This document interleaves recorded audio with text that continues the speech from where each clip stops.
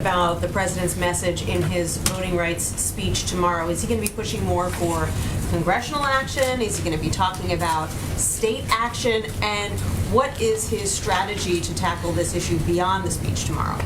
Sure. Well, first, thank you for the question, because he's very focused on this speech tomorrow, one that he himself wanted to deliver.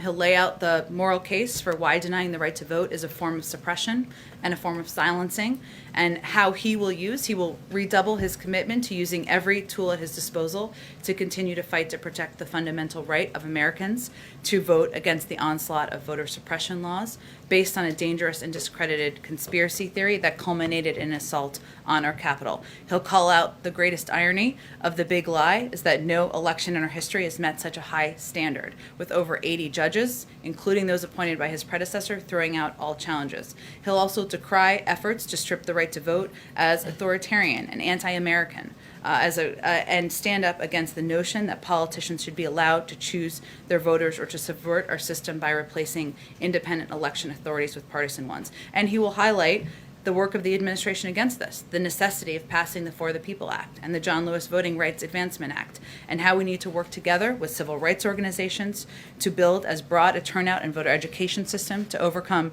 the worst challenge to our democracy since the Civil War. So this is an opportunity for him to make the case to the American people about how this is a fundamental right, what he will continue to do from the federal government. I would remind you, he signed a historic executive order on the 56th anniversary of Selma, which put in place a funding measures and a priority from the federal government. The Department of Justice has already used tools to fight against these laws in states. They will continue to. He'll talk about that as well. But the last piece is he will talk about also the importance of empowering, engaging, and supporting efforts around the country to make sure people know their rights and understand how to participate in the process. So it sounds like this is the first of what might be a series of speeches around the country?